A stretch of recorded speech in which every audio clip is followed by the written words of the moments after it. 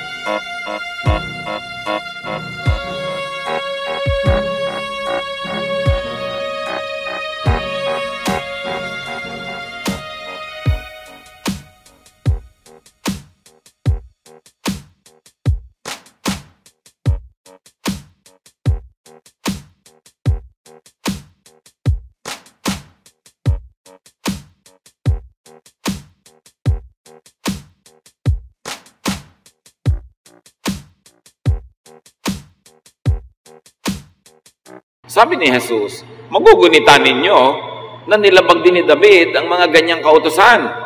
Kinain niya ang banal na tinapay, pinakain pa niya sa kanyang mga kasamahan, pero hindi naman nagalit ang Diyos. Kayo lang na mga pare ang nagagalit kasi para sa inyo yun. Pagka para sa inyo, pwede. Pag para sa iba, hindi.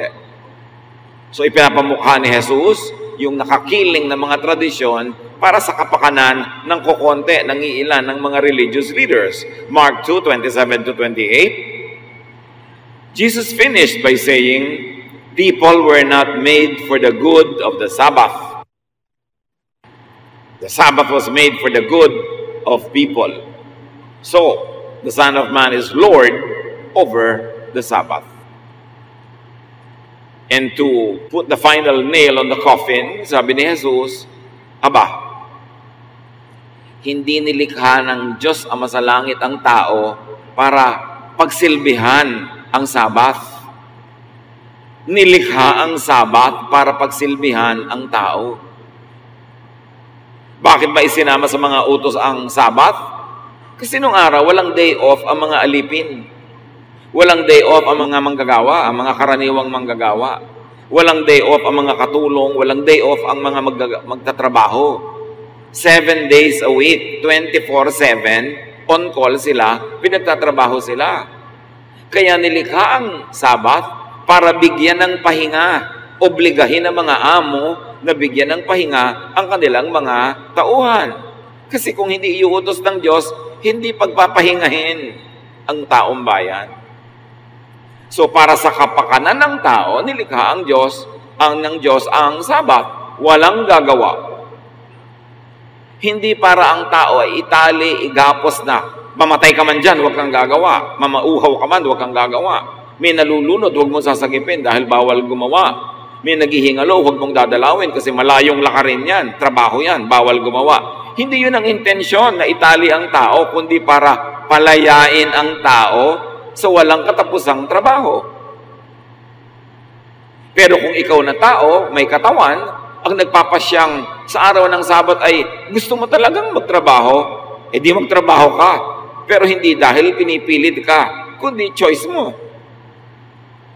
Kung meron kang dapat gawin na practical na bagay, di gawin mo. Nagugutom ka, magluto ka. Pagkaluto mo, maghugas ka ng mga pinagkainan mo. Hindi ipinagbabawal na gumawa kung hindi labag sa iyong kalooban na gumawa.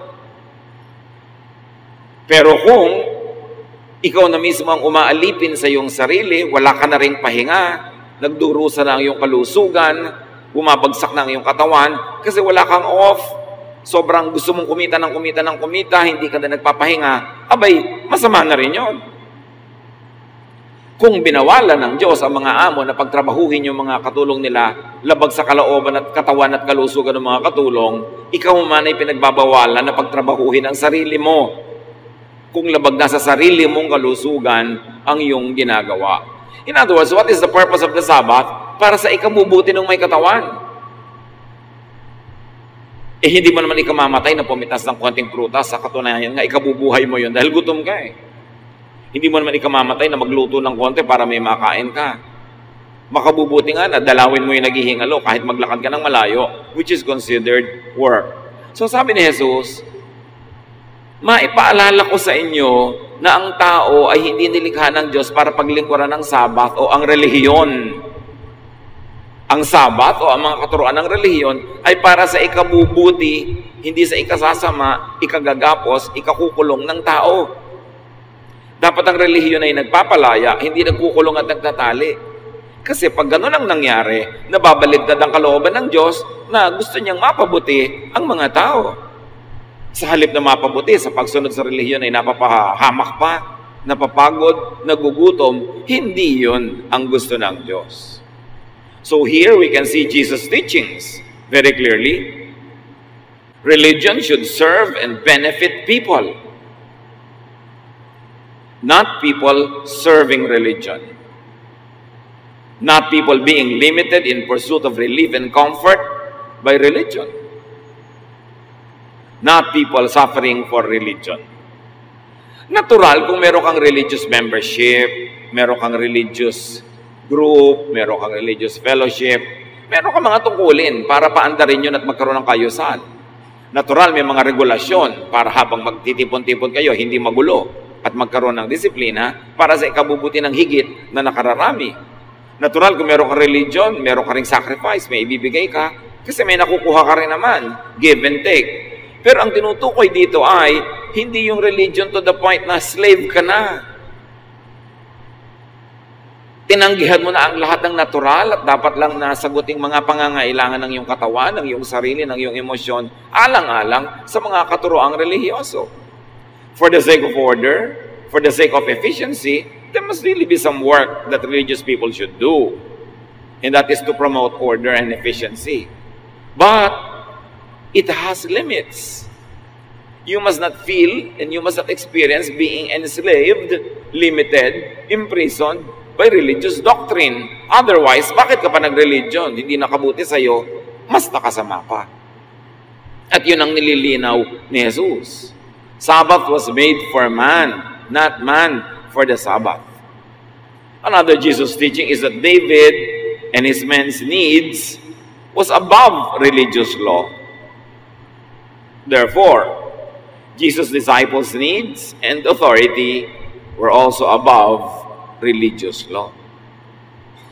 Sabi, anong sabat-sabat ang sinasabi mo? Gutom na kami. Yun ang gustong sabihin ni David. Mahihimatay na kami.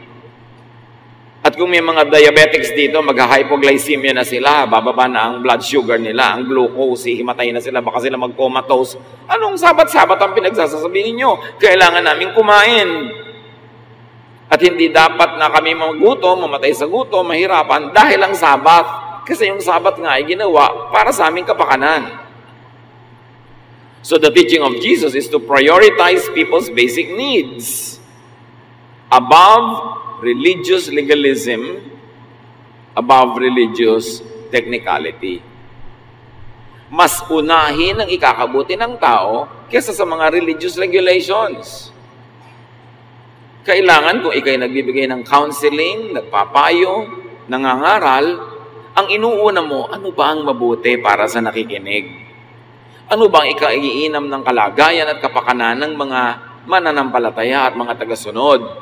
Hindi yung nasasacrifice sila ang kanilang kalayaan, ang kanilang kaligayahan, ang kanilang ginhawa para lang sa religious technicality, which is the sad fact happening around the world. Nabaligtad ang mga ito na sayang ang turo ni Jesus, na sayang ang kanyang sakripisyo para magpalaya ng mga tao dahil mulit-muli nagpapabalik-balik ang panggigipit, ang pagkukulong ng religion sa mga tao. Hindi mo pwedeng gawin ito dahil ang suot mo hindi tama. Hindi ka pwedeng sumali sa isang napakahalagang event kasi wala kang tamang uniform. May mga panahon na yan ay kinakailangang i-adjust sa pangangailangan ng tao. Hindi laging puro quality. Kung minsan, hindi ka pwedeng sumama sa choir dahil hindi naman ganun kagandahan ang iyong boses. Pero yun pala, buong buhay mo, bigong-bigo ka, victim ka pala ng napakaraming pang-abuso ng mga tao, kailangan mo to feel good about yourself, to belong to a group, and to feel useful, at therapy sa'yo na sumali sa isang grupo, mano ba naman na hindi ka naman talaga sobrang papakinabangan, pero tinatanggap ka para sa iyong kapakanan, para sa iyong kapakinabangan. People-centered si Jesus. Ang mahalaga sa kanya yung tao, yung nadarama, yung kalagayan, yung ikabubuti ng tao. Ang mga tao hindi parang mga spare parts ng makinarya, hindi mga kasangkapan na ginagamit lamang ng church.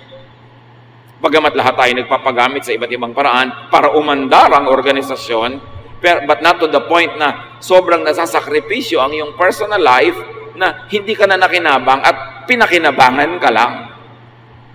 So, feeding the hungry is high religion. Higher than many doctrines invented by people. Yan ang makikita mong application ng teaching ni Jesus. And eating when hungry is high religion too. Lagi silang nasasabihan, ba't hindi kayo nag-aayuno? Ba't di kayo nag-aayuno? Kasi yung mga relihiyoso ang hilig mag-ayuno. Kinreate nga ang sikmura para tumunaw ng pagkain. Pag hindi mo nilagyan ng pagkain yan, tutunawin niya ang sarili niya. Magkaka-ulcer ka. Magkakasakit ka. Kaya pati ang pag-aayuno, dapat well-timed, tama ang sitwasyon, at tama sa iyong kalusugan. Hindi yung namamatay ka na, nag-aayuno ka pa dahil akala mo ikinalulugod yun ng Diyos. Bakit naman matutuwa ang Diyos na namamatay ka? Marami tayong mga maling pananaw sa Diyos, binaluktot ng relihiyon. Kasi laging galit ang Diyos, laging dapat ang Diyos ay amuin, suyuin, dapat laging magsakripisyo ang tao. Hindi yun ang turo ni Jesus. Bagamat may mga tamang sakripisyo sa tamang oras at lugar para lang sa ikabubuti ng nakararami. Pero hindi sakripisyo for sacrifice sake ay nakakalugod sa Diyos. So do not be prevented by religious guilt from addressing pressing and basic needs. And as we can see in the story, when Jesus corrected the Pharisees, that not all religious teachings and regulations, not all religious laws and commands are from God, and to be obeyed to the point of suffering. Hindi lahat ng nakamulatan natin nakaturoang relihiyoso, hindi lahat ng mga pinaiiral ng mga relihiyon ay galing sa Diyos. Marami doon, imbento ng mga religious leaders para sa kanilang selfish motives, para sa sobrang kontrol sa mga tao, para dumali lang ang pamamahala. Matthew 15:9, sabi ng Diyos, "It is useless for you to worship me when you teach rules made up by humans." Diyos na ang may sabi, baliwala sa akin ang inyong pagsamba. Baliwala rin sa inyo, di makakatulong sa inyo, walang ikabubuti ang pagsamba, kung habang pagsasamba naman, ay nagtuturo kayo ng mga kautosang inimbento nyo lang. Pagkatapos sasabihin nyo, sabi ng Diyos, uutuin nyo ang mga tao na ito ang kalooban ng Diyos para mapagsamantalahan nyo sila, para mahututan, para maabuso. Sabi ng Diyos, baliwala sa akin yung mga worship nyo, nag-iimbento naman kayo ng mga doktrina. Lalo na mga doktrinang nagpapahirap sa tao na mahal ng Diyos at gusto niya na mapabuti. There are religious teachings that make people's lives more difficult instead of easier and more satisfying. Naliligid tayo ng maraming taong mula nung napa-involved, naging active sa isang uri ng relihiyon, lalong nasakal, lalong nahirapan ang buhay, lalong humirap kasama, lalong nagkaroon ng stress kasi laging guilty. Kasi walang ginagawa yung religion kundi pagiltihin sila. So examine, filter, and be selective sa mga katuroan na ating nilululon at ipinapamuhay. Paglabag sa natural na likas ng tao, na hindi naman masama, likas lang talaga, dapat pagdudahan kung galing sa Diyos. Diyos ang lumikha sa atin, Diyos din ang lumikha ng ating mga pangangailangan, ng ating mga desires, ng ating mga ambitions. Pagka lahat ng yan ay nilalabag ng religious doctrine, malamang imbento lang ng tao yung doktrina na yon. Hindi ka bibigyan ng Diyos ng sikmura, tapos pagigiltihin ka pag gusto mong kumain. At ihahanap ninyo ng kahalintulad yung ganung halimbawa sa iba't ibang larangan ng buhay. Napaka-importante because there are insensitive religious leaders and they aren't always helpful. Know them. Avoid them. Another teaching is that there are religious leaders that actually are not good models to follow. Kung makikinig yung mga disciples sa mga Pharisees, di titiisin na lang nila yung gutom nila. Hindi sila kakain kasi pinagbabawalan silang mamitas. Matthew 23, 2-3, sabi ng Panginoong Jesus, "The Pharisees and the teachers of the law are experts in the law of Moses, but don't do as they do. After all, they say one thing and do something else." Malinaw ang sinasabi ni Jesus, huwag niyo silang sundin, huwag niyo silang sundan, huwag niyo silang tularan. There are religious leaders that actually are thieves. They rob people of life. Ang mga tinutukoy ni Jesus sa magnanakaw ay hindi lagi yung nagnanakaw lang ng pera o tinapay, kundi yung nagnanakaw ng ligaya, nagnanakaw ng ginhawa, nagnanakaw ng buhay. Sabi niya sa John 10:10, "A thief comes only to rob, kill, and destroy. I came so that everyone would have life and have it in its fullest." Ang tinutukoy ni Jesus sa magnanakaw dito, hindi nangaagaw ng bag, nangungupit ng pera, kundi religious leaders na inaagawan nila, tinatanggalan nila ng buhay na makulay, masaya, maginhawa ang mga tao, halos agawan na nila ng buhay dahil sa mga mahihigpit na mga katuroan nila na imbento lang naman nila. At namulat at lumaki ang mga taong akala nila, yun ay kalooban ng Diyos. Sabi ni Jesus, no. Ang kalooban ng Diyos, para kayo magkaroon ng buhay na masagana, masaya, makulay. Kaya sabi niya, ang mga itinuturo ng mga leaders nyo, balubaluktot. That's why I came to save you from them, so that everyone would have life and have it in its fullest. Ang lagi na lamang inaakala ng iba, dumating si Jesus para iligtas ang mga tao sa impyerno lamang. Dumating si Jesus para iligtas yung mga tao sa mga religious leaders nila na may ginagawang mala-impyerno ang buhay nila. You save people not only from hell, you also save them from religion that deprives them of a full and meaningful life. At yun ang mission ni Jesus. Kaya galit na galit sa kanya ang mga religious leaders. Iminumulat niya ang mata ng mga tao para makitang sila'y nakagapos, sila'y nakatali, sila'y nasa kadiliman. Kasi kung tama ang turo ng religion, kung kontento ang Diyos sa tinuturo ng religion, ba't pa niya ipapadala si Jesus para ituwid ang hindi naman pala liko? Bakit liliwanagan ang hindi naman pala madilim? Bakit itatama ang hindi naman pala mali? Bakit ipinadala si Jesus ng Ama sa langit para ituwid ang liko, liwanagan ng madilim, itama ang mali? Dahil yung nangingibabaw na pananalig at paraan ng pananalig ng kanilang panahon ay liko, mali, kulang. Inaagawan ng mga tao ng buhay, itinuturing lang ang mga tao na parang mga instrumento ng relihiyon na tagasunod lamang, para mga bakang nakatali, mga kabayong tinatakpan ng mga gilid ng mga mata para diretso lang ng diretso ang pagsunod. Kawawang-kawawa ang mga tao, kaya si Jesus ay napaluha nung minsang siya ay naglalakad at nakita niya yung Jerusalem sa ibabaw ng bundok na syudad. Naawa siya sa mga tao kasi sabi niya, the people are without a shepherd. Bagamat sila'y napaka-religyoso, kaya posibleng kung sino yung mas religyoso, mas ligaw pa nga. Depende kasi kung saan sumusunod, sino ang sinusunod, ano ang sinusundan. Kaya dapat i-apply sa buhay sa maraming paraan, hindi lang sa Sabbath, yung sabi ng Mark 2:27-28. The Sabbath was made for man, not man for the Sabbath. So the Son of Man is Lord even of the Sabbath.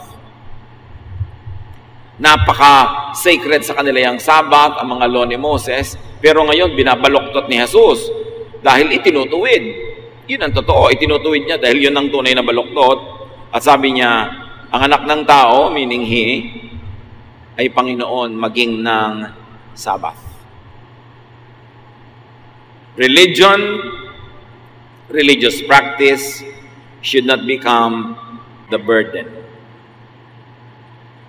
Hindi dapat na ang pabigat sa buhay ay yung relihiyon. Dapat yun ang pampagaan. Dapat yun ang pampalaya, hindi pang tali. Pagpapaluwag ng dibdib, hindi pang sakal ng tao. Sabi ni Jesus tungkol sa mga religious leaders ng kanyang panahon, Matthew 23:4, they pile heavy burdens on people's shoulders and won't lift a finger to help. Walang inatupag ang mga religious leaders na ito, kundi papagpasanin ng mga tao ng mabibigat na mga dalahin.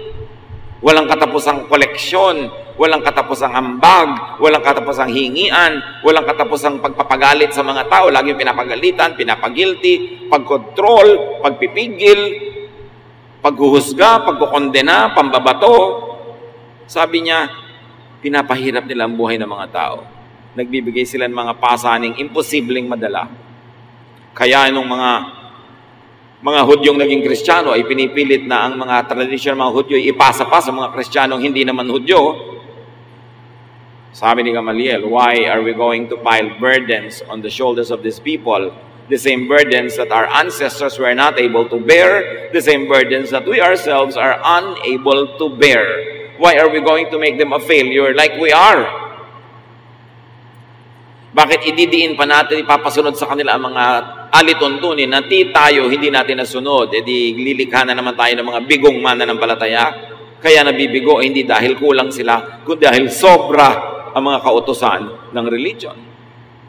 Religion should serve people's needs. Yan ang malinaw na sinabi ni Jesus. Not people sacrificing to death just to serve religion.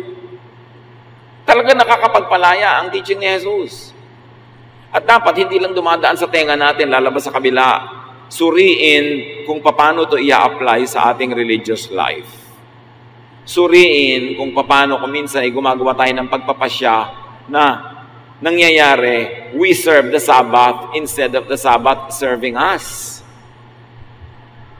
That we get oppressed, not liberated by religion.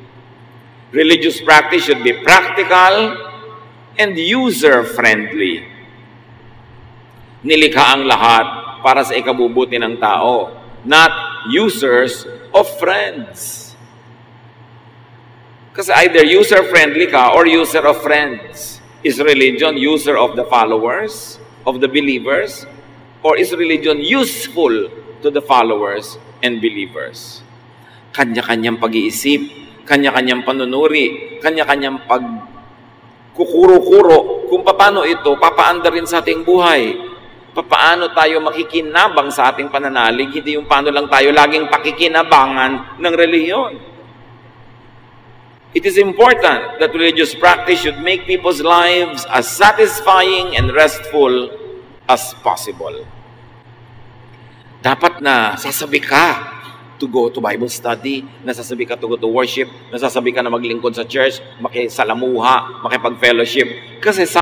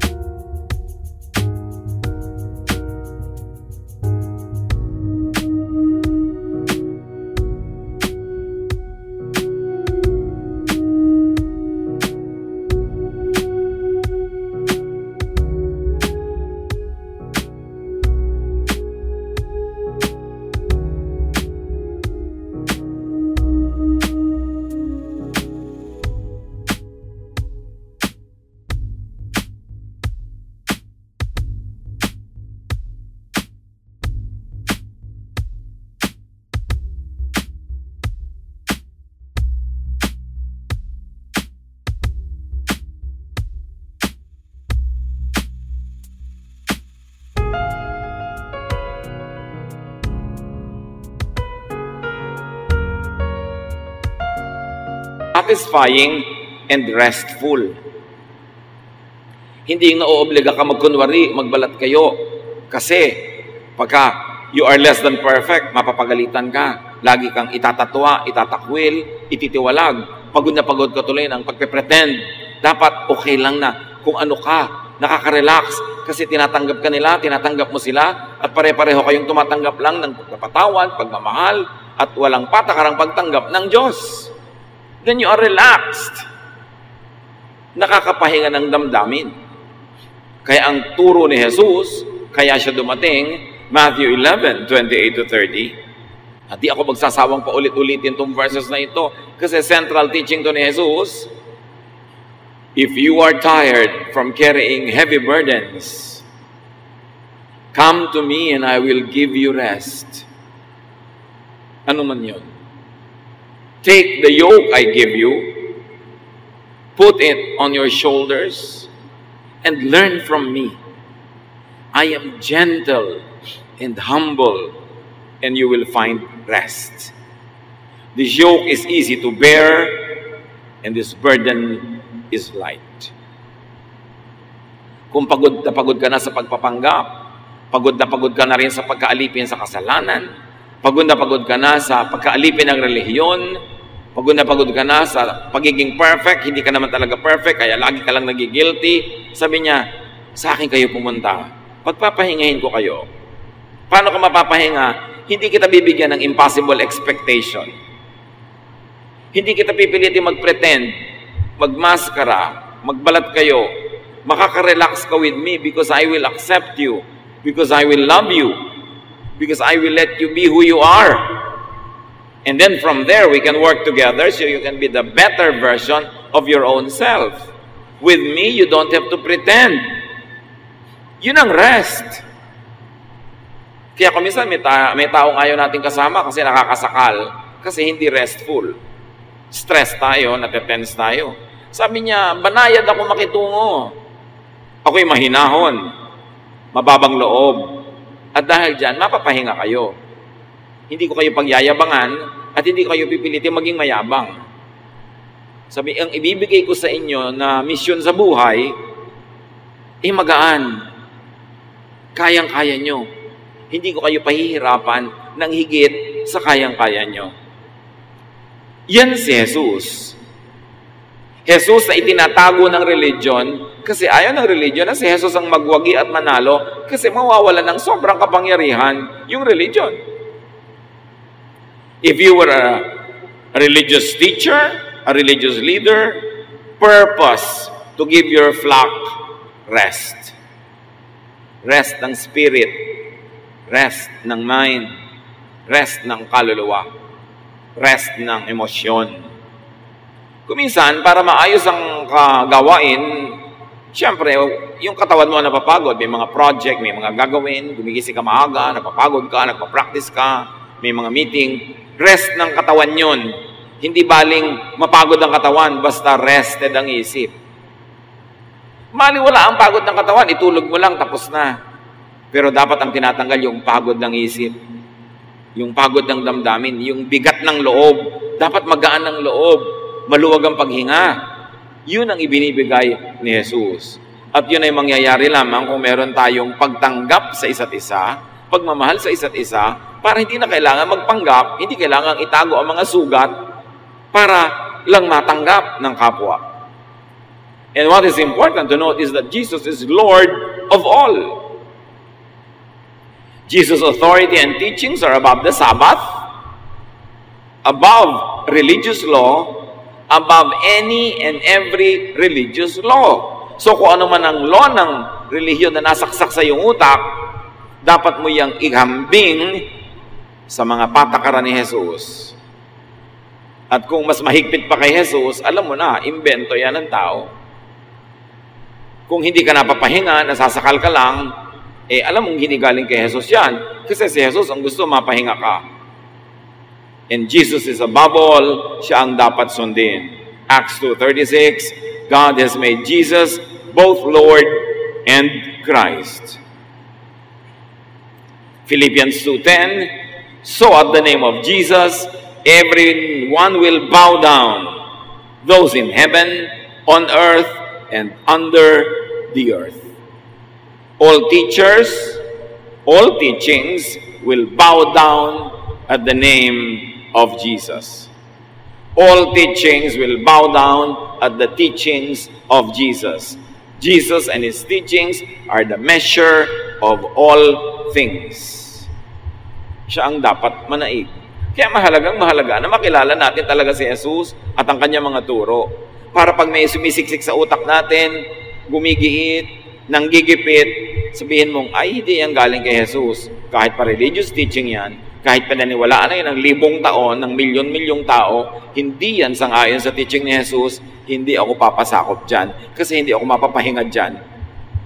At hindi ako lalaya dyan. Jesus sets people free from the needless, heavy burdens of man-made religious law. Dapat lagi mong kinikilala, ano bang batas talaga ang galing sa Diyos? At alin yung akala ko lang, sabi lang ng religion, pero hindi naman pala galing sa Diyos.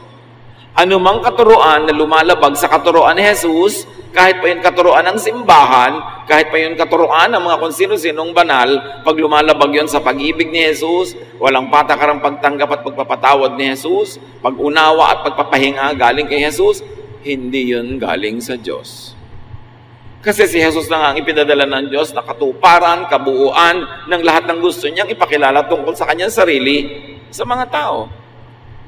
Kaya pag pinapalaya ka ni Jesus, dapat malaya ka at huwag kang patali sa mga religious teaching na kontra sa teachings ni Jesus. John 8:36, if the Son gives you freedom, you are free.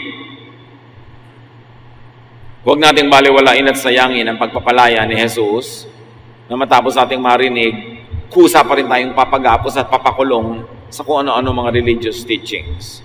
Galatians 5:1-6, idinidiin ni Pablo, Christ has set us free. This means we are really free. Hold on to your freedom and don't let anyone become slaves of the law again. Yung mga tao were slaves of these laws. Nung nakilala nila si Jesus, pinalaya na sila ni Jesus, pero may mga bumabalik-balik sa kanilang mga teachers na nagpo-promote ng mga law na naman na yon. Kaya sabi ni Pablo, huwag kayong makinig sa kanila. Alam nyo na ang katotohanan, malaya na kayo kay Jesus. Huwag kayong paloko sa kanila na dapat pa kayong sumunod na naman sa mga batas na pinalaya na nga kayo ni Jesus. Magiging alipin na naman kayo. At ang particular na tinutukoy dito ay ang pagtutuli or circumcision. Meron kasing mga non-Jews na naging Christian, syempre hindi sila circumcised. Kasi pinipilit ng mga conservative Jews na naging Christian na dapat pa circumcised pa rin kahit yung Gentile. Maging Jew sila bago sila maging Christian. Kaya nanggagalaiti si Paul sa pagtuturo. Sabi niya, I, Paul, promise that Christ won't do you any good if you get circumcised. Kung kayo magpapacircumcise din lang, edi parang walang ginawa sa inyo si Jesus, walang maitutulong sa inyo, dahil papaalipin na naman kayo sa mga batas. And by extension, hindi na lang circumcision ito, but all the Jewish laws that are against the liberating teachings of Jesus. Sabi ni Paul, baliwala si Jesus. Pag yan na naman ang gagawin yung amo sa buhay nyo, mga tradisyon at mga batas ng Judaism. Verse 3, if you do, you must obey the whole law. And if you try to please God by obeying the law, you have cut yourself off from Christ and His wonderful kindness. So niya, kung igigiit ninyo na inaakala ninyo at gagawin ninyo ang pagsunod sa mga batas na yan para sa kaikalulugod ng Diyos, nagkakamali kayo. Pag bumalik kayo sa mga batas na yan ng relihiyon, pinuputol nyo ang relasyon nyo kay Jesus. Pinuputol nyo ang kaugnayan nyo kay Jesus. Pinuputol nyo ang kalayaan at tinatalian nyo muli ang inyong sarili. Sinasayang nyo ang kamatayan ni Jesus at pagbabayad sa inyong mga kasalanan at pagtubos sa inyo at pagpapalaya sa inyo. Sino man na iginigiit ang mga tradisyon na ito ay nilalagot ang kanyang relasyon kay Jesus. Verse 5, but the Spirit makes us sure that God will accept us because of our faith, not because of obeying the law, not because of tradition, because of our faith in Christ. Our faith makes us holy, not our activities, not following the Jewish law. If you are a follower of Christ Jesus, it makes no difference whether you are circumcised or not. Ang linaw. Pag ikaw ay sumusunod kay Jesus, wala nang pinagkaiba. Kung circumcised ka, dahil dati ka nang circumcised, Jew ka kasi. O hindi ka circumcised kasi hindi ka naman Jew dati, pero naniniwala ka na kay Jesus, daig mo pa yung Jew na hindi naniniwala kay Jesus. By extension, sinasabi dito that if you follow the Jewish law or not, it makes no difference as long as you believe and you follow Jesus. Hindi mo kailangan maging Hudyo, hindi mo kailangan maging Hudyo-Hudyuhan para ka lang tanggapin ng Diyos. Sabi ganoon, sa katunayan, pag ang gagawin mo pang lisensya ay maging Jewish, sumunod sa Jewish laws and traditions,